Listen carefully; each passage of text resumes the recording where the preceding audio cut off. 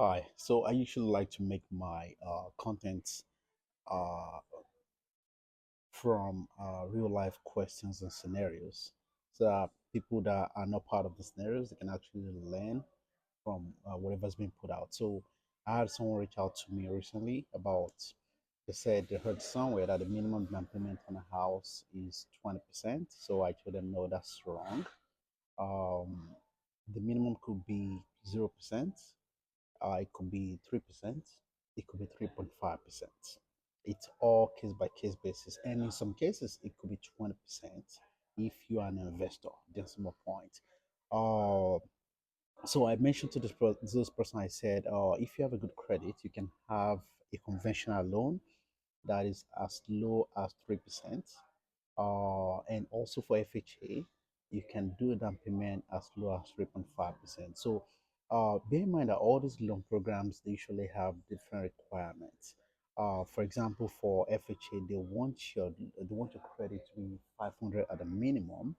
uh, Minimum is actually 580, but minimum in reality is 500. But the caveat to the 500 is that you need to have 10% down payment, and yeah, that's pretty much what it is for FHA. So which means even if your credit is as low as 500 FHA, you can still buy, but down payment requirement just goes up. So we talked about that. Also, there are other loan programs like USDA.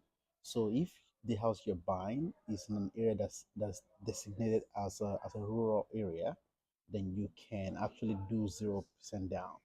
So you can actually do 0% now, which means you're not bringing no down payments to the closing table.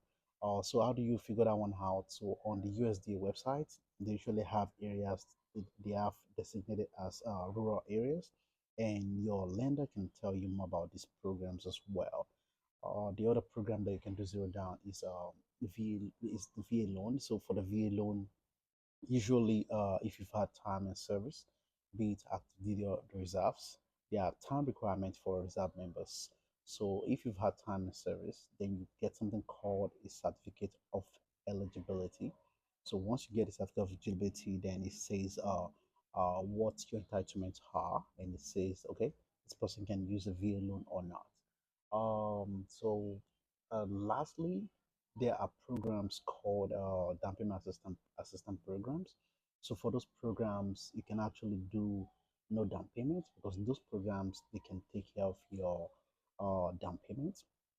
But just bear in mind that there's really no free breakfast. So with those programs, they usually come with caveats like, oh, you can't sell for X amount of years, you can refinance for X amount of time, you have to live in a house. And the typical, from my experience, from what I've seen, the programs they typically come with higher interest rates. So that's the reason why you get those grants, because everything can be completely free. You still have to pay something on the back end. So if this has added any value to you, feel free to like, comment, subscribe, and feel free to follow. Thank you for watching.